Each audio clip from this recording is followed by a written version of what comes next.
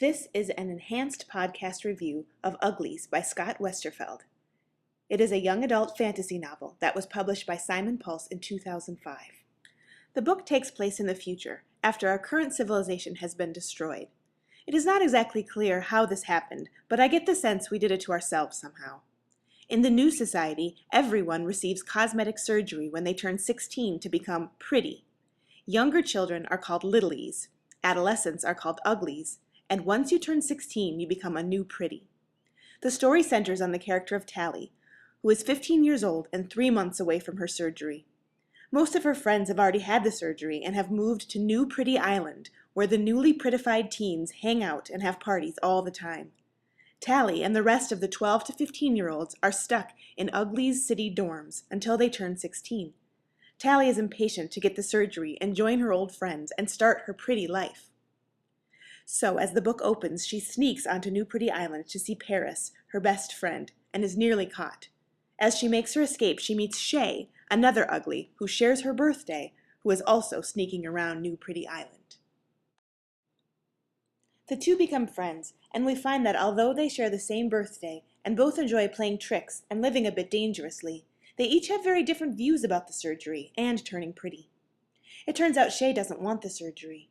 She begins to open Tally's eyes to the world beyond the city and tells her of a place called the Smoke, where uglies who have run away from the city before their 16th birthday live more naturally, without many of the comforts of the city and without any of the cosmetic surgery. A few days before their 16th birthday, Shay reveals she is running away and tries to convince Tally to come with her, but Tally says no. She reluctantly says goodbye to her friend and prepares for her new life as a pretty. On the day of her operation, however, there is a problem.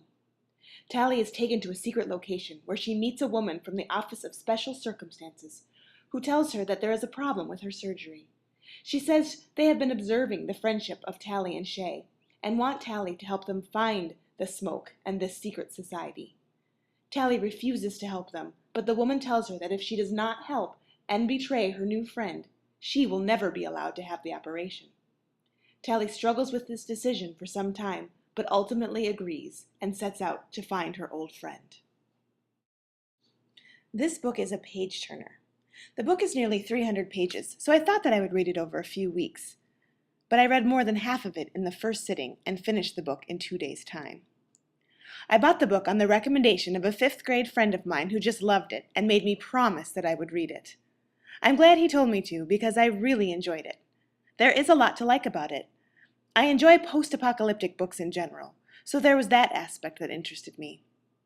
I'm still not sure exactly what happened to our civilization, but we are referred to as rusties because we have left behind rusted ruins of cities in our wake.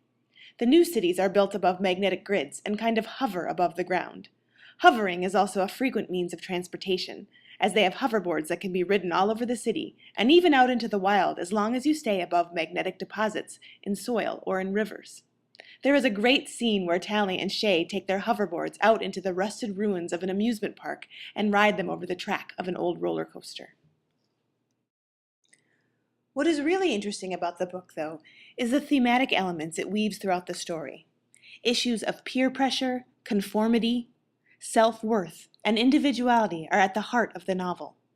The book talks about how, in the past, when everyone looked different, people judged each other, and those who were pretty had more advantages. The current view in society is that by making everyone beautiful, that problem doesn't exist anymore. The government seems to give teens the impression that this differentness is what led to the extinction of the previous civilization. However, Shay and her friends provide alternate reasons for why the government might want all its citizens to look, act, and think the same. Themes of government conspiracy are certainly lurking in the background as well. Issues of environment also play a key role, especially as the story moves out of the city and into the wild. I think this book is predominantly aimed at female young adult readers, probably middle school readers, though there really isn't anything that would be inappropriate for a younger reader. I think middle school girls would especially enjoy this book and could see them having some really interesting conversations about its themes. This book is the first of a 4-part series. The other 3 books are called Pretties, Specials, and Extras.